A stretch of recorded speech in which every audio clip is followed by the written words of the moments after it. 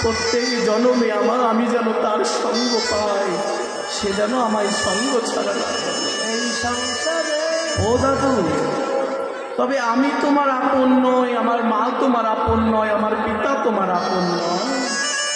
তবে তুমি যে মানুষের উদ্দেশ্যে যাও, তুমি আমায়ও নিয়ে চলো সঙ্গে, সেই মানুষটির সন্ধান দাও আমার। যদি আমার মাও আমার আপন না হয়, আমার বাবাও যদি আপন না হয়, যদি সেই মানুষটা আমার আপন হয়, তবে আমি তার সঙ্গে করবো। মানুষ যেই বলেছে, দাদু বলছে বেশ, তবে চল। নাতিকে নিয়ে ওই চলে গেছে রাধা গোবিন্দের মন্দিরে গিয়ে দর্শন করাচ্ছে। ওই দেখ বাঁশি নিয়ে দাঁড়িয়ে আছে, সেই আমার জগতে একদিন সবাই ছেড়ে চলে যাবে। হরিবল হরিবল। কিন্তু ওই মানুষটি যে কোনোদিনও আমায় ছেড়ে চলে যাবে না। মাগো, এগুলো হচ্ছে অনুভবের বস্তু, অনুভব না করলে হবে না।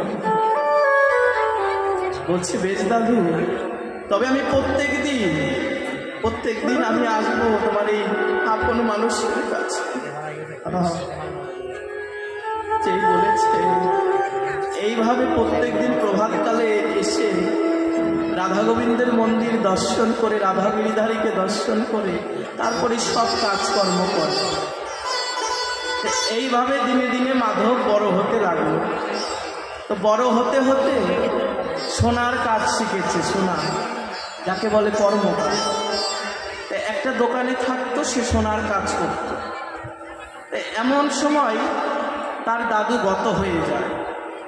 এবার যখন দাদু গত হয়ে যায়, তখন বলে, দাদু তুমিও আমায় ফাঁকি দিয়ে চলে গেলে, বেশ, কিন্তু তুমি যে আপন মানুষকে আমার সঙ্গে দেখা করিয়ে দিয়েছ, আমি সে আপন মানুষের কাছে থাকবো।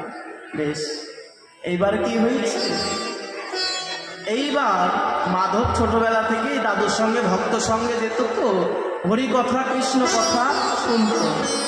আর মনে মনে ভাবতো যে আমি যদি আমার বাড়িতে যদি একটু ভক্ত সঙ্গ করতে পারতাম, হরিনাম সংকীর্তন দিতে পারতাম, সাধুগুরু বৈষ্ণবের যদি সেবা দিতে পারতাম, তবে আমার জীবনটা ধন্য হতো। ভক্ত বাঞ্ছা কল্পতরু ভগবান, ভক্ত যেভাবে ভগবানকে ভজবে, ভগবান সেভাবেই তাকে সাড়া দেবে। কিন্তু আমরা তো চাইতেই পারি না, আমাদের চাওয়াটাই ঠিক না। ওই যে বলেছিলাম, হও না কেন কালী ভক্ত, হও না কেন শিব ভক্ত, শেষের দিনে যেদিন চারজনে কাঁধে করে নিয়ে যাবে, সেদিন কেউ বলবে না জয় মা কালী, সেদিন বদনে সবাই বলবে হরিনাম। তবে কি বাবা, আমরা কি কালী ভজবো না, শিব ভজবো না? অবশ্যই ভজবো, কিন্তু তাদের কাছে কি চাইতে হবে জানো? কৃষ্ণ ভক্তি চাইতে হবে, ভিক্ষা। দেখবে তুমি প্রত্যেকের বাড়ি থেকে যদি কুয়ো থেকে যদি এক গ্লাস করে জল তুমি নিয়ে আসো না, ওই জল ঢালতে ঢালতে দেখবে একটা পাত্র ভরে যায় না? প্রত্যেকটা দেবদেবীর কাছে যদি কৃষ্ণ ভক্তি চাও, ওই কৃষ্ণ ভক্তি যে তোমার এই হৃদয় ভাণ্ড ভরে যাবে, তুমি কৃষ্ণ ভজন পথে আরো এগিয়ে যাবো। মাধব মনে মনে ভাবতো, আর নয়ন জলে বলবো, সে কাঁদত, আমি তো গরিব মানুষ, আমার কাছে কিছুই না, যা কাজ করি, যা উপার্জন করি, সবই সংসারে চলে যায়, কিভাবে হরিনাম দেব? এ তো আর মুখের কথা না, তাই না বাবা? এইভাবে কিছুদিন পর সেই রাজ্যের রাজা, তখন তার মেয়ের বিবাহ ঠিক হয়েছে। হওয়ার পরে তো তার মেয়েকে সে একটা সোনার কলসি যৌতুক দিল, সোনার কলসি। এইবার সোনার কলসি যৌতুক দিবে। এবার এই কথা ভাবতে ভাবতে যে ঠিক আছে, কালকে আলোচনা করব। এবার শয়নে গেছে রাজা। এবার রাজা যখন শয়নে গেছে, শয়নে এক দিব্য মহাপুরুষ এসে তার সম্মুখে এসে দাঁড়িয়েছে। রাজা করজোরে বলছে, কে আপনি?